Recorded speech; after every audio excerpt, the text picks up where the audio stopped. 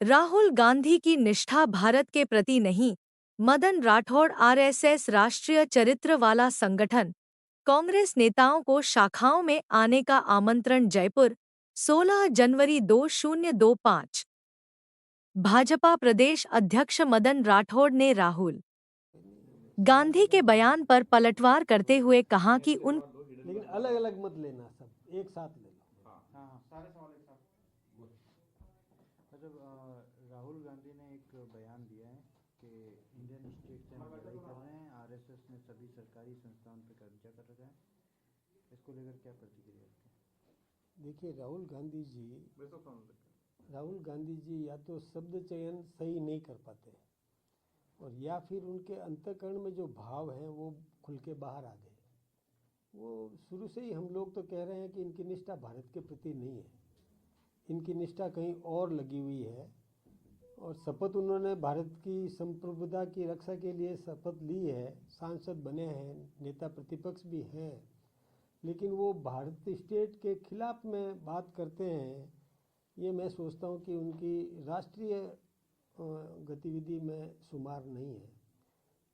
पहले लोग आरोप लगाते थे कि इनकी और अपने ननिहाल के प्रति निष्ठाएं हैं। ये सामने आ गया, उजागर हो गया इस बात से। क्या राहुल गांधी वफादार नहीं है भारत के लिए? नहीं, वफादारी की शब्दावली नहीं है। ये जो उन्होंने कहा, इंडियन स्टेट से संघर्ष करने का मतलब क्या है? भारत की जो व्यवस्था है उस व्यवस्था से और उससे संघर्ष करने का मतलब तो राष्ट्रीय चरित्र नहीं माना जा सकता।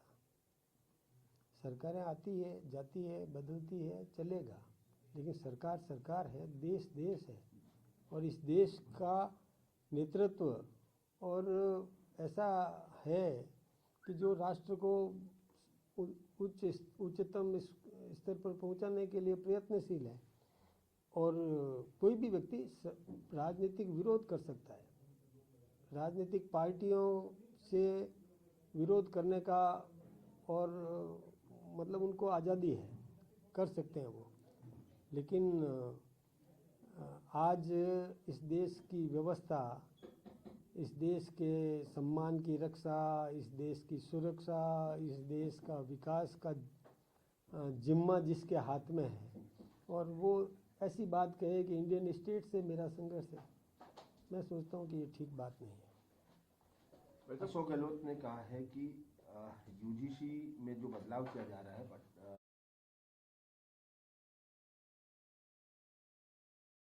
की रिपोर्ट को लेकर के बहुत ज़्यादा हंगामा करती थी। उसको लेकर के कहा जाता था कि यहाँ के उद्योगपति जो है वो गलत काम कर रहे हैं। हिडनबर्ग में ऐसा छपा है, लेकिन हिडनबर्ग अब बंद होने जा रहा है। उनके मालिक ने कहा है कि हम हिडनबर्ग बंद कर रहे हैं। तो ये भारत के लिए अच्छी खबर है या विपक्षी दलों के लिए बुरी खबर है?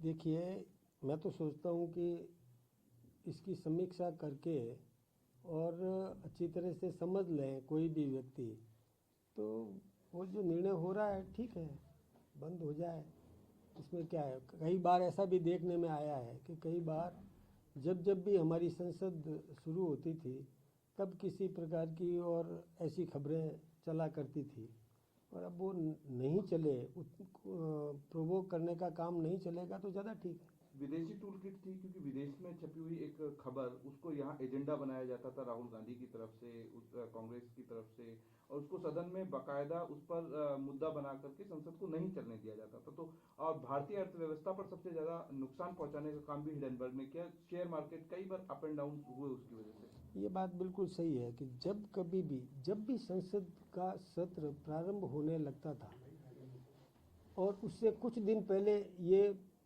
और इस प्रकार का कोई न्यूज़ चलाना, कोई षड्यंत्र करना, कोई इस प्रकार की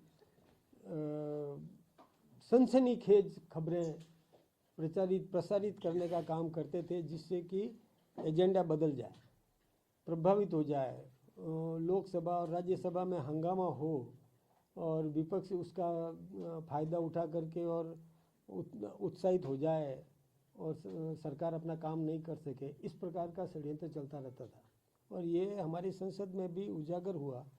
कई दृष्टांत ऐसे हैं विगत 40-30 वर्षों से जब कभी भी वो निकाल करके दिखाया था, सदन में बोला था। हमारे माननीय अमित शाह जी ने भी बोला था, हमारे जेपी नड्डा जी ने भी सदन के अंदर ये बात कही थी तारीख शुदा, कि ये सत्र की ये तिथि हुई और उस तिथि से 6 दिन पहले ये और प्रमोट किया गया। ये इस प्रकार की खबरें प्रचारित की गई, वो चला करके उत्साह था, ताकि एक प्रकार की सनसनी पैदा हो जाए, भ्रम पैदा हो जाए और इस भ्रम का फायदा विपक्ष को मिले। इस प्रकार का प्रयास वो करते थे। अब ये नहीं कर